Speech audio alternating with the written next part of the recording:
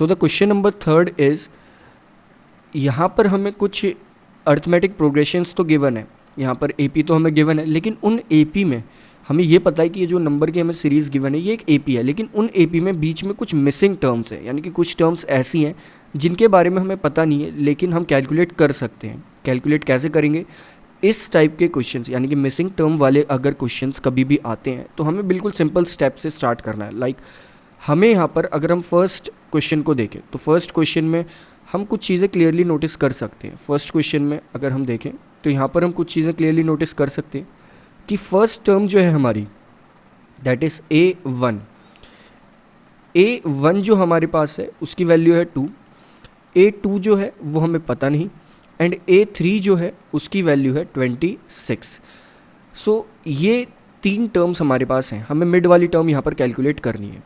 सो इतनी इन्फॉर्मेशन का यूज़ करके हम सॉल्व करना स्टार्ट करते हैं। लाइक फर्स्ट पार्ट में हमें क्या करना है, हमें A3 पता है। सबसे पहले हम A3 का स्टैंडर्ड फॉर्म लिख लेते हैं कि उसे हम वैसे अगर सिर्फ वेरिएबल्स का यूज़ करके लिखें तो वो कैसे होगा। तो A3 जो है वो हो जाएगा हमारा A प्लस 2D के इक्वल।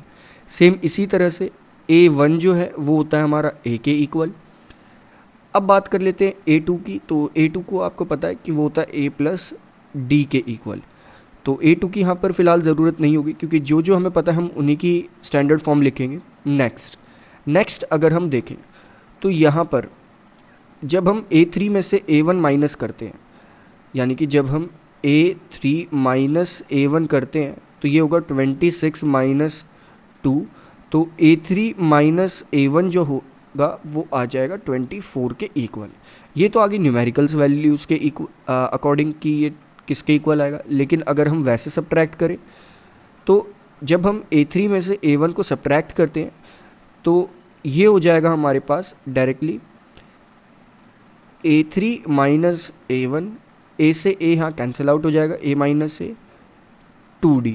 तो A3 माइनस A1 हमारा 2D के भी इक्वल आता है और A3 माइनस A1 हमारा 24 के भी इक्वल आता है। तो हम इसे लिख देंगे कि 2D जो है वो 24 के इक्वल है एंड D जो है वो हमारा आ जाएगा 12 के इक्वल। सो इस अकॉर्डिंग हम ये कैलकुलेट कर लेंगे कि हमारा D किसके इक्वल आता है, तो वो आ जाएगा 12 के इक्वल। अब हमें कैलकुलेट करनी है सेकेंड वाली टर्म, तो यानी कि A2। तो A2 होता है हमारा A प्लस D, यानी कि A है 2 प्लस D है 12, तो ये हो जाएगा 14। तो हम कह सकते हैं फर्स्ट क्वेश्चन में जो मिसिंग टर्म है वो हमारी है 14। तो इसी मेथड का यूज़ करके हम सारी मिसिंग टर्म्स यहाँ पर कैलकुलेट करेंगे। नेक्स्ट अगर हम देखें तो नेक्स्ट क्वेश्चन में हमारे पास जो AP है उसे लिख लेते हैं। सेकंड पार्ट में जो हमारे पास AP है उसे अगर हम लिखें तो ये जो AP है हमारे पास, इसमें भी कुछ मिसिंग टर्म है। लाइक पहले वाली टर्म हमें नहीं पता, यानी कि A1 नहीं पता, कॉमा A2 हमें पता है वो 13 है, कॉमा A3 भी हमें नहीं पता, कॉमा A4 हमें पता है, A4 जो है हमारे पास वो है यहाँ पर 3। सो स्टार्ट करते हैं। हमें क्या करना है, सबसे पहले जो टर्म्स पता है, लाइक हमें 2 टर्म्स पता है यहाँ पर, एक तो A2 पता है और एक A4 पता है। तो A2 और A4 का हम यूज़ करेंगे, तो हम इसे स्टैंडर्ड फॉर्म में लिखेंगे सबसे पहले। तो हो जाएगा A4 होगा A plus 3D and A2 होगा A प्लस D। नेक्स्ट हम क्या करेंगे, हम इन्हें आपस में कर देंगे सब्ट्रैक्ट करने के बाद हमारे पास क्या आएगा, A4 माइनस A2 इक्वल, यहाँ पर A से A कैंसिल आउट हो जाएगा, आ जाएगा 3D माइनस D, ये हो जाएगा 2D के इक्वल।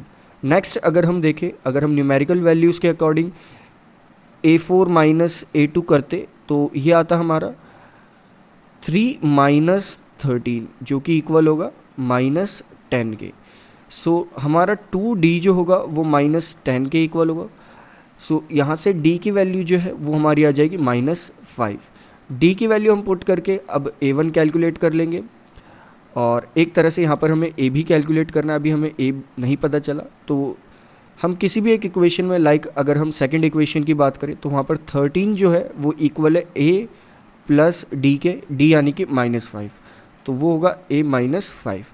तो A हमारा यहाँ से आ जाएगा 18। तो A यानी कि A1 की वैल्यू जो है वो है 18 नेक्स्ट अगर A3 अगर हम देखें तो A3 हमारा होता है equal A3 equal A plus 2D। A यहाँ पर हमारे पास है 18 प्लस 2 मल्टीप्लाइड बाय -5, ये हो जाएगा 18 minus 10 that is 8। So A3 हमारे पास आ जाएगा 8 के इक्वल। सो इस टाइप से हम सारी मिसिंग टर्म्स यहाँ पर बता देंगे, यानी कि मिसिंग टर्म्स यहाँ पर 18 और 8 हमारे पास आ जाएंगी, दैट इज़ 18 एंड 8। नेक्स्ट अगर हम AP देखें जो हमें गिवन है अर्थमेटिक प्रोग्रेशन, यानी कि third part of the question.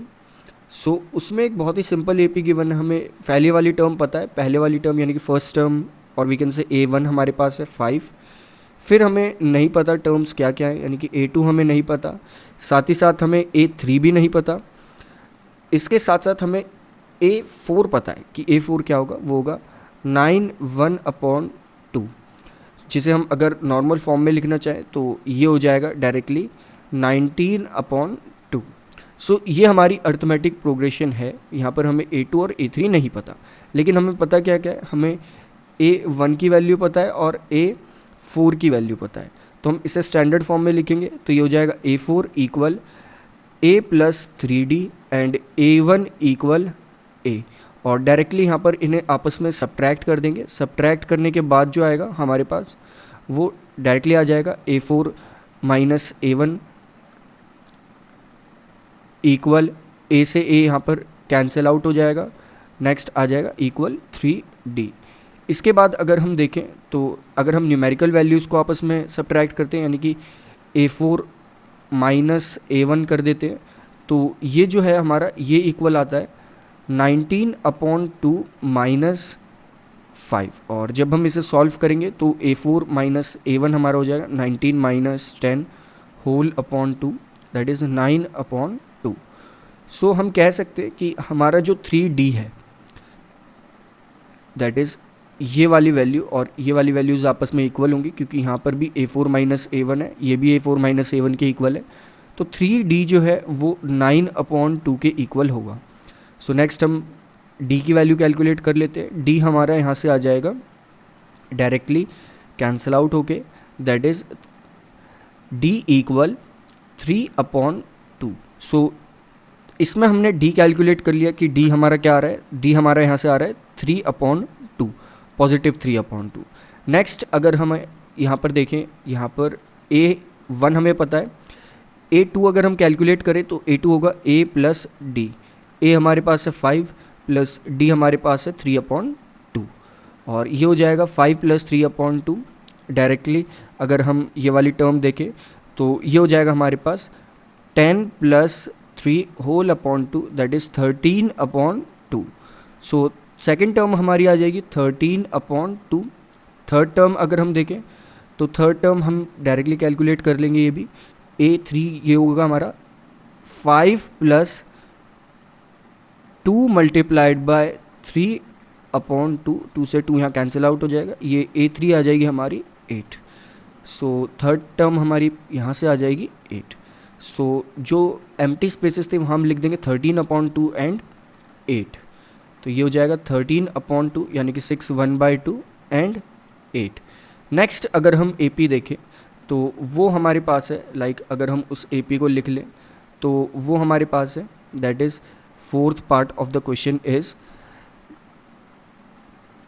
-4 comma, next term हमें नहीं पता है तो हम कह देते हैं A2 हमें नहीं पता, A3 हमें नहीं पता, A4 हमें नहीं पता, A5 हमें नहीं पता। अगर हम देखें यहाँ से हमें 4 टर्म्स नहीं पता, लेकिन इनके बाद वाली टर्म हमें पता है कि A6, जो A6 है यहाँ पर वो गिवन है 6 के इक्वल।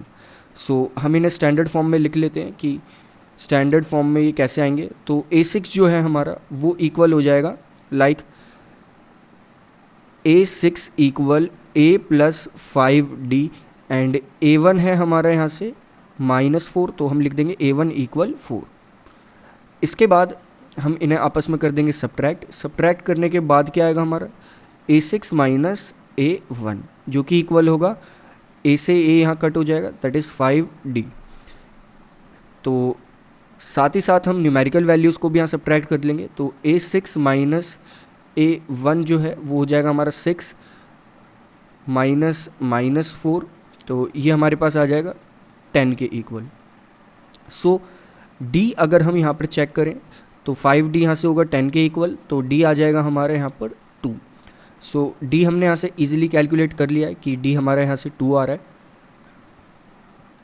अब इसका यूज़ करके हम बाकी की टर्म्स बता देंगे। लाइक हमें पता है कि कॉमन डिफरेंस अगर 2 है तो नेक्स्ट टर्म 2 और ज़्यादा होगी, तो -4 से हो जाएगी -2, फिर इसके बाद 0, फिर 2, 4, 6, ऐसे आगे ये चलती रहेगी। तो हम डायरेक्टली से लिख देते हैं इस वाली टर्म में, यहाँ पर हो जाएगा दैट इज़ -2, 0, 2, 4 एंड नेक्स्ट 6।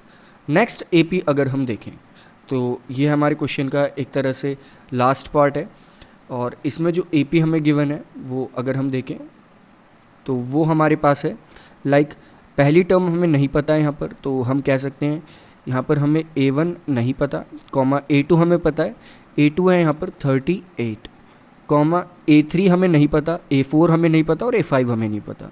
तो A3 नहीं पता है, A4 we don't know and A5 भी नहीं पता। A6 अगर हम देखें तो ये है हमारे पास -22। सो जो जो टर्म्स हमें पता है, लाइक यहाँ पर हमें A6 पता है और A2 पता है, इन्हें हम स्टैंडर्ड फॉर्म में लिख लेंगे।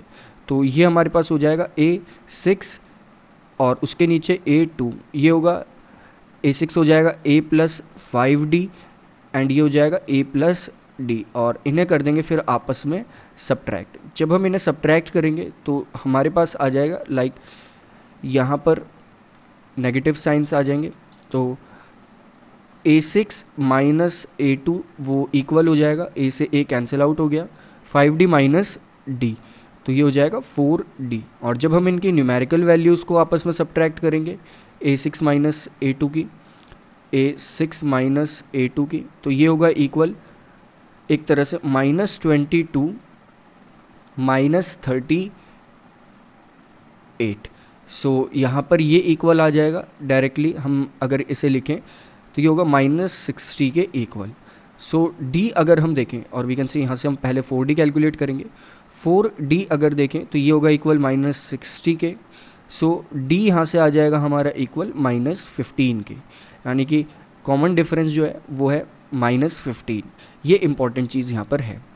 नेक्स्ट यहाँ से हम AB कैलकुलेट कर लेंगे, लाइक हमें A2 पता है, A2 हमारे पास है A + D, तो A + D, और A2 की वैल्यू हमें पता है यहाँ पर 38 है, इक्वल A प्लस ब्रैकेट के अंदर -15, तो इसे हम डायरेक्ट A - 15 भी लिख सकते थे, तो इसे हम डायरेक्ट A - 15 लिख देंगे। अब ये -15 लेफ़्ट साइड शिफ्ट हो जाएगा, तो ये आ जाएगा हमारे पास पॉजिटिव वैल्यू एक। तो A की वैल्यू जो है वो इस केस में हमारे पास यहाँ से जो A की वैल्यू है वो हो जाएगी 38 + 15 दैट इज़ इक्वल टू 53। तो A हमने यहाँ से कैलकुलेट कर लिया, वो 53 है। अगर हम बाकी टर्म्स को अब अगर देखें तो 53 में से 15 गए, यानी कि 15 कम हो गए 38, 15 में से फिर 38 में से फिर 15 और कम हो गए, तो वो वैल्यू हो जाएगी 23। 23 में से हम 15 सब्ट्रैक्ट कर देंगे तो ये हो जाएगा 8, 8 में से हम 15 सब्ट्रैक्ट कर देंगे तो ये हो जाएगा -7। तो हम कह सकते हैं कि हमने बाकी सारी वैल्यूज़ यहाँ पर फाइंड आउट कर ली है। लाइक पहली वैल्यू तो है 53, फिर इसके बाद है यहाँ पर जब हमने 38 में से 15 को सब्ट्रैक्ट करा यानी कि D, तो ये हो गया हमारे पास 23, फिर 8, फिर दोबारा 15 सब्ट्रैक्ट करा तो ये हो गया -7।